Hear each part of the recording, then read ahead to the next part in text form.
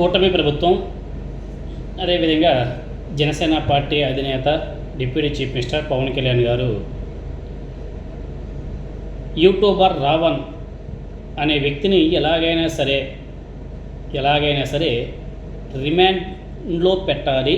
పెట్టిన తర్వాత అతని మీద పీటీ వారెంట్లు వేసి కనీసం అనగానే ఒక 1-2 years జైల్లోనే పెట్టాలి అన్నది వీళ్ళ యొక్క ఆలోచనగా కనిపిస్తుంది. ఏకంగా ఆ గన్నవరంలో ఇతని మీద నమోదు చేసినటువంటి కేసులు ఒకసారి ఆ సెక్షన్ చూస్తే దేశద్రోహం కేసు నమోదు చేశారు. దేశద్రోహం లేదా రాజ్యద్రోహం ఏదో ఉంటుంది. ఆ సెక్షన్ల కింద కేసు నమోదు చేశారు. చాలా దారుణం కదా. ఒక యూట్యూబర్ ప్రశ్నిస్తూ ఉంటాడు, అధికారంలో ఉన్నటువంటి పార్టీని ప్రశ్నిస్తూ ఉంటాడు. ఆనాడు వైసీపీ అధికారంలో ఉన్నప్పుడు వైసీపీని ప్రశ్నించాడు. ఇప్పుడు కూటమి అధికారం ఉంది కాబట్టి కూటమిని ప్రశ్నిస్తున్నాడు. ప్రశ్నిస్తే తప్పు అయిపోయింది ఏముంది అంటే, ప్రశ్నిస్తే తప్ప, ప్రశ్నించిన వాళ్ళ మీద కేసులు పెట్టేస్తారా? దేశద్రోహం కేసు అంట. ఏమో ఇక్కడ ఇండియాలో సీక్రెట్ ఇన్ఫర్మేషన్ అంతా కూడా పాకిస్తాన్కి పంపించేది ఏంటి? చాలా దారుణం. ఎందుకంటే 4 సార్లు బెయిల్ వచ్చింది. ఈసారి ఎలాగైనా సరే రిమాండ్ పడాలి, లేకపోతే కష్టమైపోతుందన్న ఉద్దేశంతో రకరకాల కేసులు పెట్టేశారు. మరి వాడికి ఎవిడెన్స్ ఎలా సమర్పిస్తారనేది చూడాలి. ఏదో అతను ఇప్పుడు ఎక్కడో ఏదో వీడియోలో మాట్లాడాడు, ఎక్కడో మీటింగ్లో మాట్లాడాడు. ఆ వీడియోస్ అన్నీ కూడా ఏదో పెట్టారంట.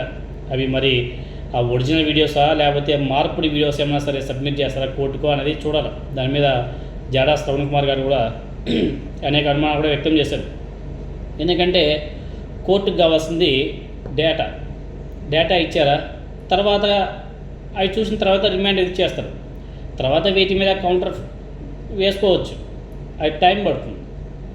మరి ఇవి కూటమి ప్రభుత్వం ఏ విధంగా మరి ఏ వీడియోస్ని చూపిస్తున్నారో, లేకపోతే ఏ కంటెంట్ని చూపించారో, ఏఐ వీడియోస్ని క్రియేట్ చేశారో తెలియదు. ఎందుకంటే మీకు అందరికీ తెలిసినాయి కదా, జగన్మోహన్ రెడ్డి గారు పల్నాడు జిల్లాకి వెళ్ళినప్పుడు ఆయన కారు కింద ఒక మనిషిని తొక్కించుకుంటూ వెళ్ళిపోయాడని చెప్పేసి ఏ విధంగా ఒక ఏఐ వీడియోని రిలీజ్ చేశారో చూసాం కదా. అదేవిధంగా అలాంటిది ఏమైనా సరే క్రియేట్ చేశారు ఏమో అన్న అనుమానాలు కూడా జాడా శ్రవణ్ కుమార్ గారు లేవనెత్తడం జరిగింది. అదేవిధంగా రావణ్ గారికి సంబంధించి తన భార్య ఒక లెటరు, అదేవిధంగా ఆమె ఒక వీడియో కూడా రిలీజ్ చేసింది. ఇప్పుడు అది సోషల్ మీడియాలో బీభత్సంగా వైరల్ అవుతుంది. అదేవిధంగా ఇంకొక వీడియో మహా న్యూస్ టీవీ వాళ్ళు కూడా దాన్ని చూపించడం జరిగింది. సోషల్ మీడియాలో అతనేదో ఒక అసభ్యకరమైన వీడియోస్ ఏదో కూడా డిస్ప్లే చేశారు. అవన్నీ కూడా ఏఐ వీడియోస్గా చాలామంది చెప్తున్నారు.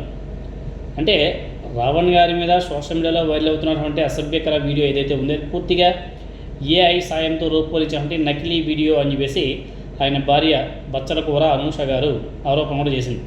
కేవలం తన భర్త ప్రభుత్వాన్ని ప్రశ్నిస్తున్నాడనే కారణంతోనే ఆయన ప్రతిష్టను దెబ్బతీయాలనే ఉద్దేశంతో ఇలాంటి మార్పింగ్ వీడియోలు సృష్టించి సోషల్ మీడియాలో ప్రచారం చేస్తున్నారని చెప్పేసి ఆమె తీవ్రంగానే ఖండించింది.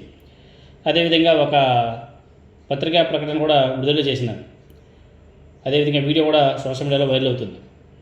కొందరు తమ తప్పులను సమర్థించుకునేందుకు లేని వీడియోలను కూడా సృష్టించి తప్పుడు ప్రచారం చేస్తున్నారు అని చెప్పేసి ఆమె తీవ్రంగానే ఖండించింది. అలాగే తన భర్త కులాన్ని కూడా వక్రీకరిస్తూ కొన్ని మీడియా సంస్థలు తప్పుడు ప్రచారం చేస్తున్నాయని చెప్పేసి ఆరోపించింది. కుల మత విద్వేషాలకు తమ కుటుంబం పూర్తిగా వ్యతిరేకం, ప్రజలకు వాస్తవాలు తెలియాలనే ఉద్దేశంతోనే తన భర్త అధికారిక పేరు రావణ్ అని, ఆయన కమ్మ సామాజిక వర్గానికి చెందినవారు అని చెప్పేసి కూడా ఆమె చాలా స్పష్టంగా చెప్పడం జరిగేది. రావణ్ అనే వ్యక్తి పేరు ఒరిజినల్ పేరు రావణే. అతను కమ్మ సామాజిక వర్గానికి చెందినటువంటి వ్యక్తి. రావణ్ని ఒక రాజకీయ పార్టీకి లేకపోతే ఒక వర్గానికి చెందిన వ్యక్తిగా చిత్రీకరించడం పూర్తిగా అవాస్తవం అని చెప్పేసి కూడా చెప్పడం జరిగింది. సో తమకు ఏ రాజకీయ పార్టీతోనో సంబంధం లేదు, గొంతు లేని వర్గాలకు గొంతుకగా నిలబడమే రావణ్ లక్ష్యం. సమాజంలో రాజ్యాంగబద్ధ పాలన, అదేవిధంగా ప్రజాస్వామ్య విలువలు బలపడాలన్న ఆయన సిద్ధాంతాన్ని ఆమె చాలా బాగా వివరించింది. ప్రశ్నించడం రావణ్ యొక్క స్వభావం.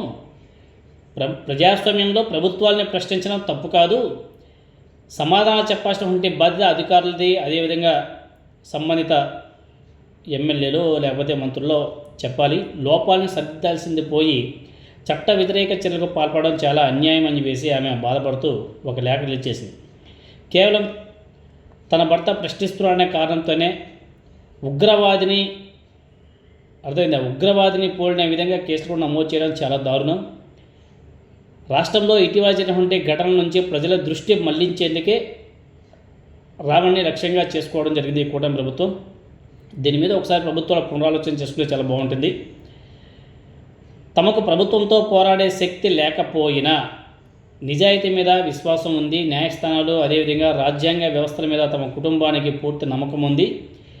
చివరగా సోషల్ మీడియాలో జరుగుతున్న తప్పుడు ప్రచారాన్ని ప్రజలు నమ్మవద్దు అని చెప్పేసి ఆమె విజ్ఞప్తి చేస్తూ ఒక వీడియో కూడా రిలీజ్ చేసింది. అదేవిధంగా ప్రజాస్వామ్యవాదులు అందరూ కూడా రావణకి అండగా నిలబడాలి అని చెప్పేసి కూడా ఆమె రిక్వెస్ట్ చేయడం జరిగింది. మరి ఈరోజు అనుకుంటా ఏపీ హైకోర్టు కూడా పిటిషన్ వేసినట్టుగా ఉన్నాడు రావణ్. ఏవైతే రాష్ట్ర వ్యాప్తంగా తన మీద కేసు నమోదయ్యాయో వాటన్నింటిని కూడా ఒక కేసుగా పరిగణించి విచారణ చేయాలని చెప్పేసి ఏపీ హైకోర్టు కూడా పిటిషన్ వేసినట్టుగా ఉన్నాడు. మేబీ రేపు హీరింగ్కి వచ్చే అవకాశం కూడా ఉంది. సో రావణ్ మీద పెట్టినటువంటి ఈ దేశద్రోహం కేసు, అదే రాజద్రోహం కేసులు, ఆ కేసులు ఈ కేసులు పెట్టారు. ఆ కేసులన్నీ కూడా నిలబడతాయా, లేకపోతే అతను ఇవే నిజమని చెప్పేసి ఏమైనా సరే రిమాండ్ విధించే అవకాశం ఉందా చూడాలి.